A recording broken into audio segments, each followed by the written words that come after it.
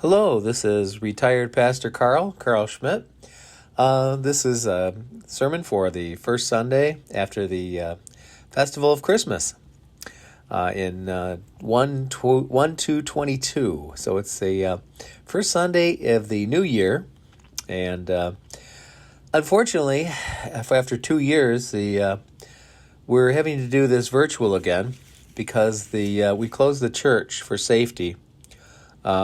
The positivity rate in Erie County and the surrounding areas well into the double digits now. So I think it's around 20%. We used to think, 3% was bad, which it is.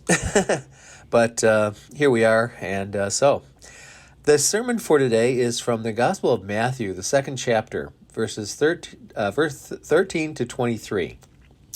Again, this is January 2nd of 2022. And when they were departed, behold, the angel of the Lord appeared to Joseph in a dream, saying, Arise, take the young child and his mother, and flee into Egypt, and be thou there until I bring thee word, for Herod will seek the young child to destroy him. When he arose, he took the young child and his mother by night and departed into Egypt, and was there until the death of Herod, that it might be fulfilled which was spoken by the Lord of the prophet, saying, Out of Egypt have I called my son. Then Herod, when he saw that he was mocked of the wise men, was exceeding wroth, and sent forth and slew all the children that were in Bethlehem, and all the coasts thereof, from 2 years old and under, according to the time which he had diligently inquired of the wise men. Then was fulfilled that which was spoken by Jeremy the prophet, saying, In Ramah there was voice heard, lamentation and weeping, and great mourning, Rachel weeping for her children, and would not be comforted because they are not. But when Herod was dead, behold, an angel of the Lord appeared in a dream to Joseph in Egypt, saying, Arise, take the young child and his mother, and go into the land of Israel, for they are dead which sought the young child's life. And he arose and took the young child and his mother, and came into the land of Israel. But when he heard that Archelaus did reign in Judea in the room of his father Herod, he was afraid to go thither. Notwithstanding, being warned of God in a dream, he turned aside into the parts of Galilee, and came and dwelt in a city called Nazareth, that it might be fulfilled which was spoken by the prophets, He shall be called a Nazarene. Here ends that portion of the Gospel from St. Matthew, the second chapter, verses 13 through 23. We're looking particularly this morning, although I'm actually recording this Sunday evening, from the first verse of the text, verse 13. And when they were departed, behold, the angel of the Lord appeared to Joseph in a dream, saying, Arise, and take the young child and his mother, and flee into Egypt, and be thou there until I bring thee word, for Herod will seek the young child to destroy him. That portion of the text is what we're focusing on this morning, and more particularly, the last part of that sentence, that Herod will seek the young child to destroy him. Now, the way Matthew records that is that Herod would not just seek to get rid of this child, but that the word in the text there is apolesai. Apolesai is from apoluomi in Greek. And that verb means to kill, to destroy, to bring to nothing, to literally eradicate the memory of, so that never existed. Well, why would Herod be like this, think this way? Well, Herod was actually not a single person. Herod's a last name, really a family name. And there were several, a grandfather, a son, another son, in Israel. And even as the text says, Archelaus, Herod's son, after the death of this Herod, took over in his father's place, another Herod. But the Herods oftentimes were brutal, vicious, even to their own family. They were not above killing each other, in fact. And so children that they didn't even know meant very little to nothing to them. And the thought that the wise men had said that there was a king born among the people of Israel to be the king of Israel was a terrifying thought, because they were not about to share power with anyone, frankly. But we see in this text the way God arranges things, how God operates. Of course, King Herod was not going to be pleased with this news of a king being born in his midst. Not at all. But it's interesting that God arranged to send his son into the world at that time of the Herods. There literally was any other time in the world he could have picked, that God the Father could have picked. He could have picked some other pleasant time in a pleasant place. But this was a time when Israel was not a country of its own. They were under Roman rule. And not everyone was very happy about that. Although Roman rule was very comfortable in many respects. The Pax Romana, as you study in school, grade school, was a time of relative peace. Good roads, good commerce, a system of coinage and monetary, uniform laws, and typically the Romans tried not to meddle in the affairs of indigenous peoples that they ruled over, which oftentimes was successful, hence the rule of Rome extended for several hundred years. But not everyone was happy about this.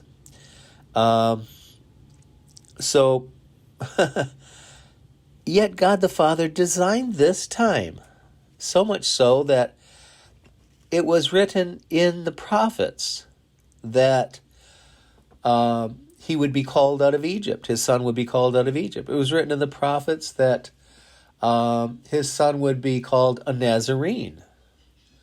And it was written in the prophets that Rachel would be weeping for her children and not finding comfort because they were dead. All of these items that are listed here, these prophecies, could have simply been avoided if the Father had decided to send his Son literally at any other time in any other place. But in this time, in this place, the convergence of these events happening all at once over a very short period of years indicates something interesting. That God the Father was not going to isolate his Son from the trouble that would accompany his birth. And that difficulty has not necessarily ended either. The world is not a hospitable place to many religious people. Worldly rulers and worldly people often find that they would not like to extend space and room to religion or religious people. Not necessarily even one particular type of religious people, but religious people in general. Excuse me. We find persecution of religious people around the world to this day, 2,000 years later after this text. But the Father also shows us here that he had designed this event to happen in such a way that even though his Son would be subject to hatred, persecution, and the attempt to kill him, as this verb apoluomi in Greek indicates, as Matthew writes this. Yet the Father's design was such that his Son would persevere through this, that he'd be guided. As angels brought Joseph word at different times, firstly to flee into Egypt, then to return from Egypt, but to avoid Archelaus and go into Galilee, a northern area of Israel. and then finally settle in Nazareth, which was such a small town that most maps of Jesus' day did not even include Nazareth on the location. In fact, it's very rare to find a map from the 1st or 2nd centuries that indicates Nazareth at all. And for a long time, people had a hard time finding it, biblical archaeologists. But so this is how the Father does something. He doesn't organize a grand parade for him in Jerusalem. Instead, he sends his Son into a tiny little place of no repute, Nazareth. Like even the disciples joke, can anything good come out of that place? Can anything good come out of Nazareth? Because it was simply such a small town, not really known for much of anything.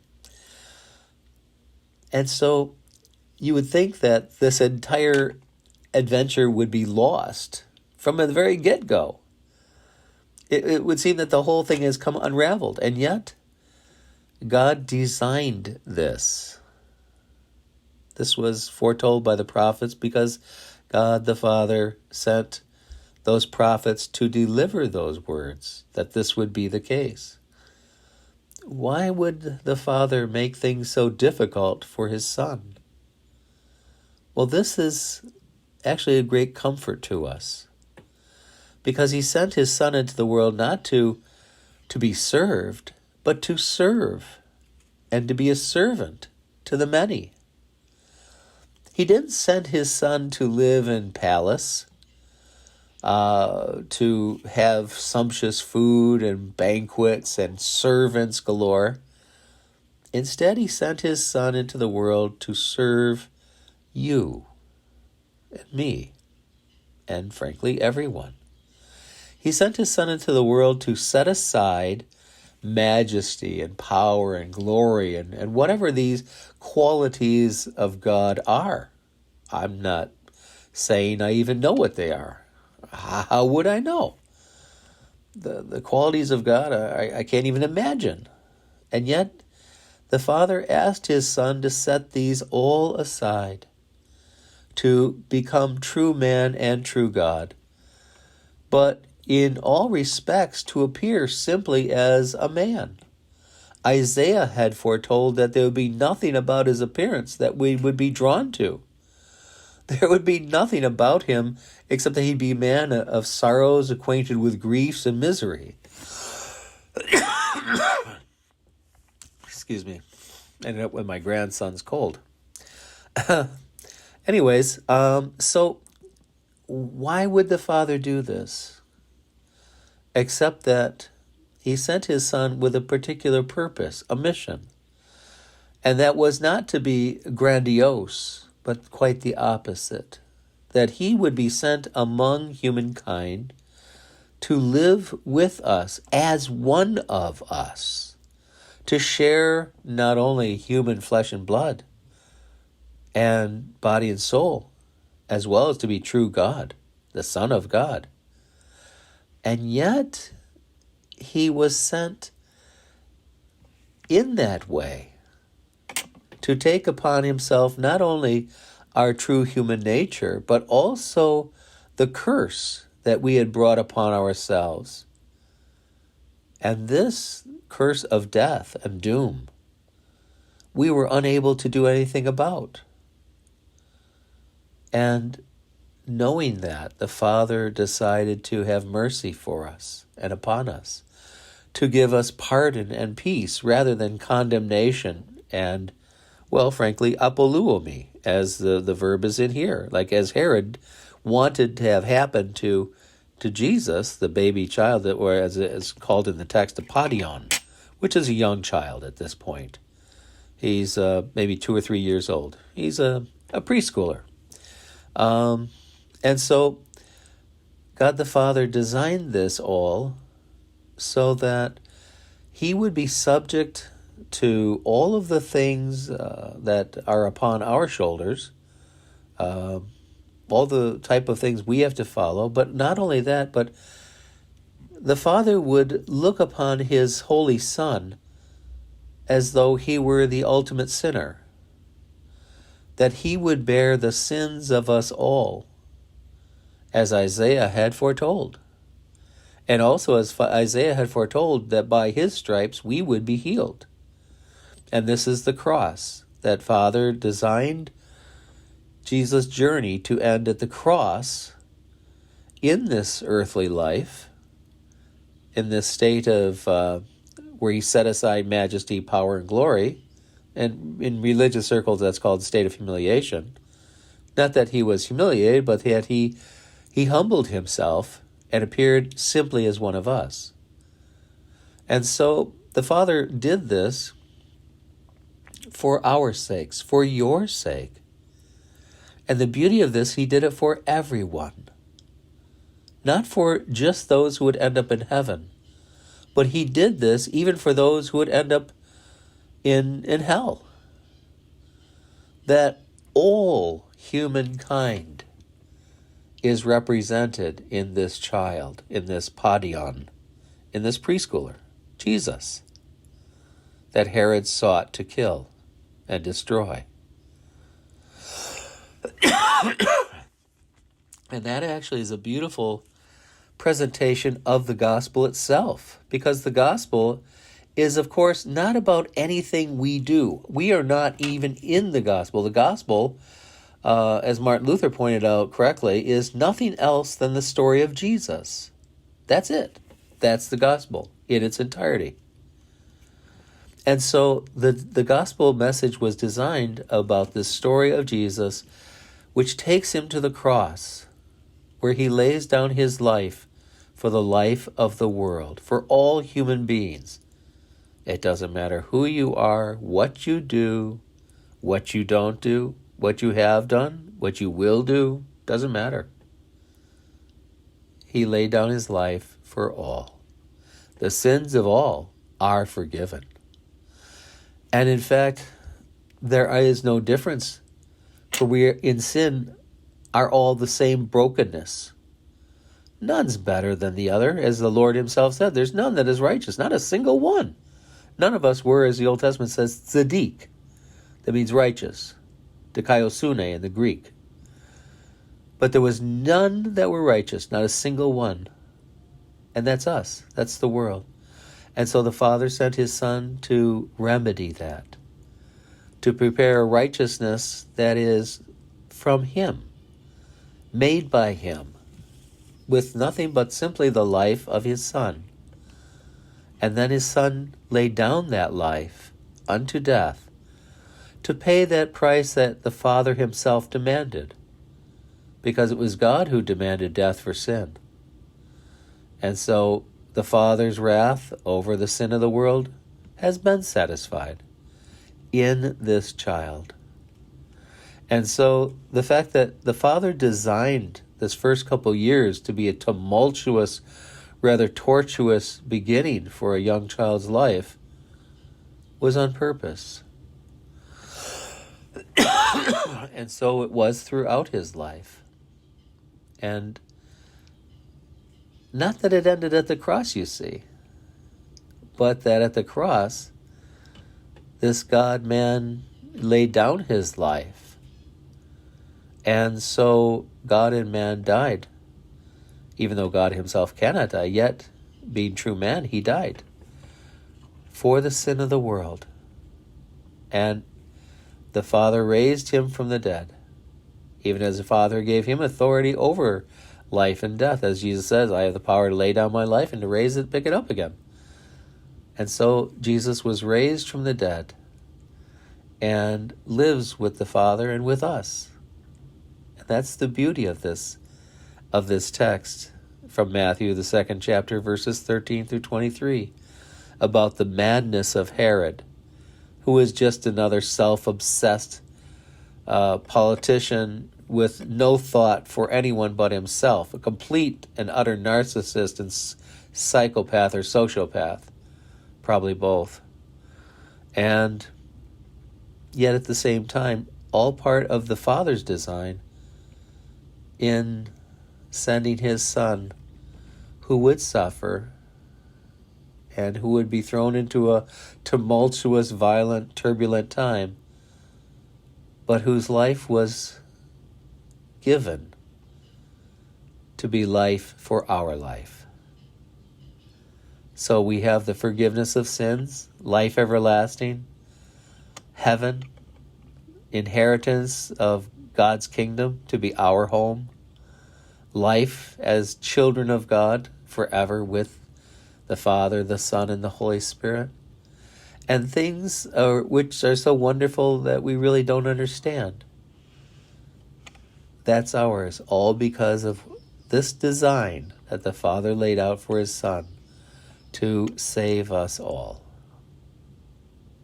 Well, this has been retired Pastor Karl Schmidt from Calvary Lutheran Church, little church in Amherst, New York, a suburb of Buffalo, northern suburb. We hope you're feeling well, whether you have a cold, a flu, or COVID, or you're hunkered down just trying to stay well altogether. Get your shots, get the vaccine. It surely helps. And it saved many, millions actually, from serious disease and death. At the same time, it's a free shot here in the United States, simple to get.